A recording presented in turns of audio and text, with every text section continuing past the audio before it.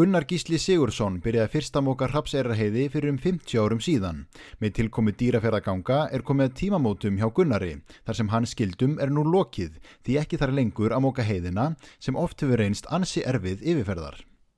Já, það hefur oft verið svona, hvað að segja, ekki alveg eins og átt að vera. Hefur einhvern veginn lent fram með vélina eða hvernig það? Já, það hefur nú komið fyrir. Það verra þegar það ekki planið? Já, það alltaf svona, ef maður ætlar ekki sko, þá er þetta kannski leiðilegra. Já. En núna ertu líklega búin að moka í síðasta skipti þarna því að göngin opna? Væntanlega, ég tekið þátt í þessu síðasta skipti í vor. Þannig að þetta mikið tímamóta ár fyrir þig? Þetta voru löngu tímabært. Og hvað þá stefnunni hjá þig núna? Það bara að draga saman og hætta þessu smátt og smátt. Ef þú segir mér frá bara stöðunni á samgöngum eins og þær voru hérna áður, já, þessu var í raun skipt hérna í tvennt. Já, þetta var náttúrulega eins og gengur. Þetta var hérna bara flugið og skipin og það var allt lokað hér á milli staða, meir og minna alla vetur.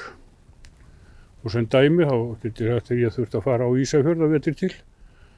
Og ég tók bíl náttúrulega hér að Þingeyri, bjó hér inn í sveit og bát yfir fjörðinn, aftur bíl yfir Gemlufallsheiði og þar var flugvél á vellinum og við fengum flugmann til að skutla okkur yfir Ísafjörð. Og svo náttúrulega bíl frá vellinum á Ísafjörði út á Ísafjörð. Þannig að þetta voru 4 bílar, bátur og flugvél til að komast á milli. Já. Nú voru þetta 50 km leið.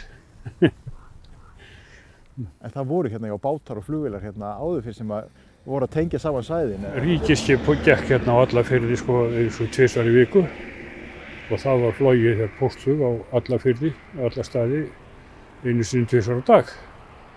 En það hefur ekki verið í dágóðan tíma núna? Þessi tenging fór af öll þegar við fengum klæninguna á veginum djúp söður og göngin í Breiðdalsheiði.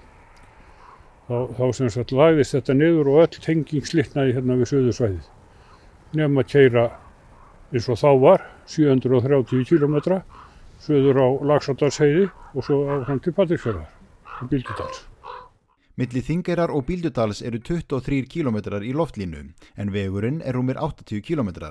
Áður en Dýrafjarðargöngin komu til sögunar og Hrafnseyrarheiðin stóð lokuð, þá þurfti að keyra 730 km leið til að komast milli þessara 2 staða, aðra leið. Þannig að skreppa yfir í kaffi á Bíldudal fram og tilbaka var annarkvort 160 km leið eða tæplega 1500 km eftir því hvort heiðin var lokuð eða ekki. En hvernig hefur þetta verið í þessum veðrum og svona, nú vegurinn hlykkjóttur og alls konar, hvernig hefur verið að moka þetta?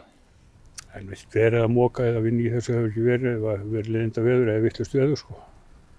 En það getur verið erfitt á fjöllum. Þú sé alltaf gaman á fjöllum með gott veður.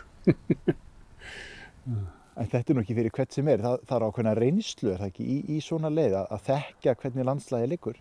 Það er ekki verra. En reynslan kemur ekki nefnum, menn vinni í því og þeir stanna. En hvernig, þú byrjar í þessu hvað gamall?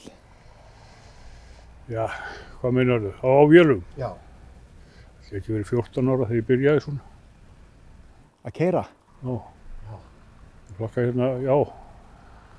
Það var ekki verið, já, hann korðið 15 þegar ég fór að flakka milli fjarða svona á Gröfutíkinni.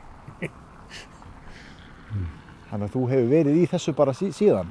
Þetta búið að vera má hitta ævistarfið. Já. Við veitum nokkra vetur og sjó. Og ertum sjálfu með vélarnar núna eða hvernig? Já, þetta hefur verið undanfarin ár. Já, eða svona má segja allar tíð sko. Þetta var bara svona fjölskylduútgerð fyrst. En í gegnum árið þetta hefur nú verið hættuleg heiðin og það var nú nokkrir farist þarna?